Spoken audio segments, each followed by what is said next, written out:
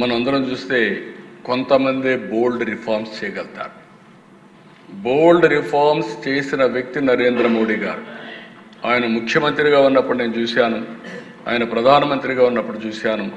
2 సార్లు కూడా ఏదొచ్చినా కూడా అనునిత్యం ఆలోచిస్తారు. నూతనత్వం ఉండాలి, రిఫార్మ్ ఉండాలి, ప్రజలకు ఉపయోగపడే మంచి కార్యక్రమం ఏం చెప్పినా ఇమీడియట్గా యాక్సెప్ట్ చేసే వ్యక్తి.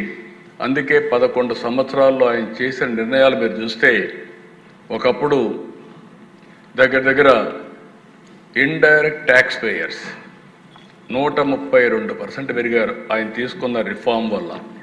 అంటే 2017లో 65 లక్షలుంటే ఈరోజు 1,51,00,000 మంది ఇండైరెక్ట్ ట్యాక్స్ పేయర్స్ వచ్చారు. ఇంకొక పక్క దిశ జిఎస్టీ రిసీప్ట్స్ ఒకసారి మీరు చూస్తే 207% ఇంక్రీజ్ అయింది. అది కూడా 2018లో 7.19 లక్షల కోట్లుంటే ఈరోజు 22,08,000 కోట్ల రూపాయలు జిఎస్టీ ద్వారా వస్తూ ఉంది. 18% యావరేజ్ గ్రోత్ రేట్ CAGR. ఇది ఒక చరిత్ర అని చెప్పి కూడా నేను మీకు తెలియజేస్తున్నా. అలాంటి బోల్డ్ రిఫార్మ్ ఇది.